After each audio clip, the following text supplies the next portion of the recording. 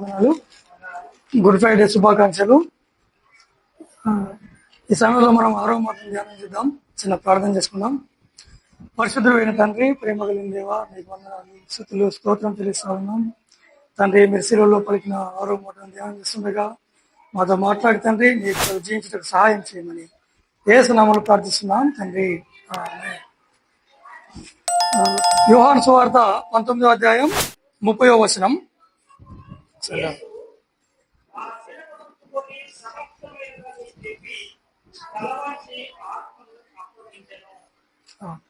అంటే దేవుడు సమాప్తమైనదని చెప్పి ఆయన తల వంచినట్టుగా మనం చూస్తా ఉన్నాం. అయితే గెత్సెమనే తోటలో యేసు ప్రభు కొంచెం బాధపడినట్టుగా చూస్తాం. ఈ గిన్నెను నా యొద్ద నుంచి తప్పించు అని అప్పుడు కొంచెం బాధపడ్డట్టుగా చూస్తాం. కానీ ఈ యొక్క వచనంలో ఆయన విజయాన్ని చూస్తాం, ఆయన సంతోషాన్ని మనము ఈ వచనంలో చూస్తాం అన్నమాట.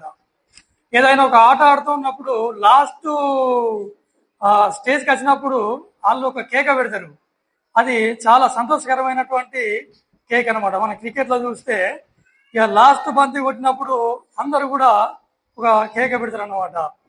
దేవుడు ఈ వచనంలో చూస్తే సమాప్తమైనని చెప్పి తన కేక వేసి ఆయన తల వంచినట్టుగా మనం చూస్తా ఉన్నాం అనమాట. అంటే ఆయన ఏం తిని సమాప్తం చేసిండు అని అంటే పాపమును జయించి సమాప్తం చేసిందనమాట. దేవుడు పాపాన్ని జయించిండు. యోహాను సువార్త 1వ యోహాను 3వ అధ్యాయం 5వ వచనం చూద్దాం. అక్కడ ఉంటది, చదవండి ఒకసారి. 1వ యోహాను 3:5.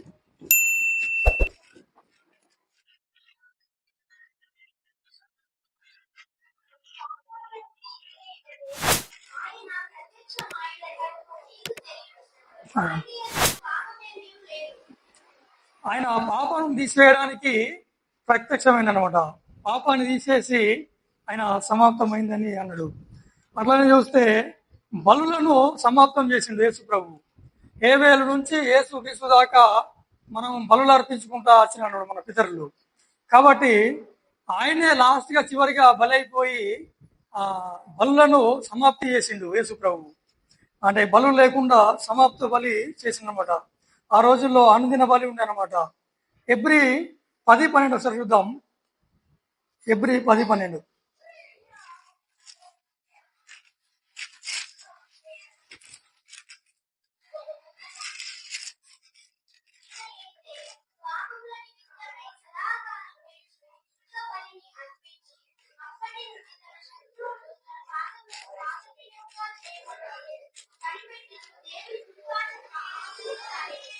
ఒక్కటే బలిగా యేసు ప్రభు బలులను కూడా సమాప్తి చేసిందనమాట. ఇక మూడవదిగా చూస్తే మరణపు ముళ్ళును విడిచినటువంటి గొప్ప దేవుడు అనమాట. పౌలు అంటాడు 1 కొరింథీ 15:55లో, మరణమా నీ ముళ్ళెక్కడా, మరణమా నీ విజయం ఎక్కడ అనే మాటలు మనము చూస్తూ ఉంటాం అనమాట. కాబట్టి మరణపు ముళ్ళును విడిచినటువంటి గొప్ప దేవుడు. ఇంకా చూస్తే రక్షణ ప్రణాళికను సిద్ధపరిచినటువంటి గొప్ప దేవుడు అనమాట. రక్షణ ప్రణాళికను సమాప్తం చేసిందనమాట. ఇంకా చూస్తే 5వదిగా సాతానును చితక దొక్కినటువంటి గొప్ప దేవుడు. సాతానుడు ఆల్రెడీ చచ్చిపోయిందనమాట. అంటే ఆయన తోకలోనే కొంచెం తోకాడిస్తుంది, కానీ సాతాను తలను చితక దొక్కిండు సిలువలో. అది కూడా సాతాను కూడా సమాప్తి చేసినటువంటి గొప్ప దేవుడు. ధర్మశాస్త్రమును సమాప్తం చేసిండు. ధర్మశాస్త్రాన్ని కూడా ఆయన నెరవేర్చిండు, ఆయన సమాప్తి చేసిండు అనమాట. రోమా 10:14లో ఉంటది. ఇంకా 7వది చూస్తే ప్రవచనాలన్నిటిని కూడా నెరవేర్చినటువంటి దేవుడు. అది ఎంత క్లిష్టమైన కష్టమైనా కూడా మన దేవుడు ఈ వచనంలో చూస్తే ప్రవచనాలన్నిటిని కూడా సమాప్తి చేసిండు. యోహాను 17:14 చూస్తే తండ్రి తనకిచ్చిన పనిని సమాప్తం చేసిండు. ఇది ఒకసారి చదువుదాం. యోహాను సువార్త 17:4.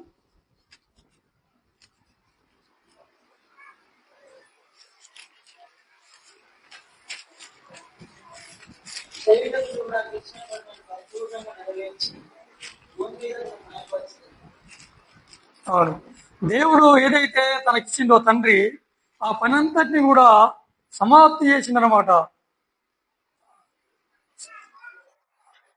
సమాప్తి చేసి ఆయన తల వంచి ఆయన ఆత్మను తండ్రికి అప్పచెప్పిండు. అప్పచెప్పినప్పుడు ఏం జరిగిందో మనం ఒకసారి చూద్దాం.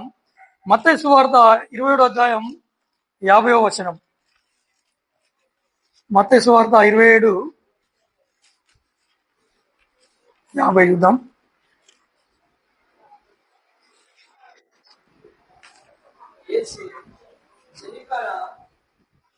నీవు చేయవలసినది చేయమని అతనితో చెప్పగా వారి దగ్గరకు వచ్చి ఆయన పడి ఆయన 27:50 యేసు మతా విగ్రహాన్ని చూసి ప్రారంభించాడు. అప్పుడు దేవాలయ తెర పైనుండి కింది వరకు రెండుగా చినిగాను, భూమి వణికెను. అంటే యేసు ప్రభు పరిశుద్ధ స్థలంకు అతి పరిశుద్ధ స్థలంకు ఉన్నటువంటి గ్యాప్ని పూర్తి చేసి సమాప్తం చేసింది అనమాట.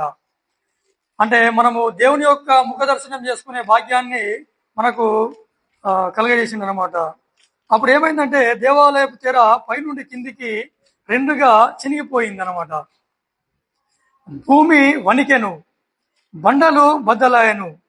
ఎందుకంటే భూమి వణికి ఈయన నిజమైన దేవుడని ప్రజలకు తెలిసిందనమాట. బండలు బద్దలాయను, సమాధులు తెరవబడను, నిద్రించిన అనేక మంది పరిశుద్ధుల శరీరములు లేచను. వారు సమాధుల నుండి బయటికి వచ్చి ఆయన లేచిన తర్వాత పరిశుద్ధ పట్టణంలో ప్రవేశించి అనేకులకు అగపడిరి. అంటే ఇన్నిటిని కూడా దేవుడు సమాప్తి చేసినట్టుగా మనము చూస్తూ ఉన్నాం.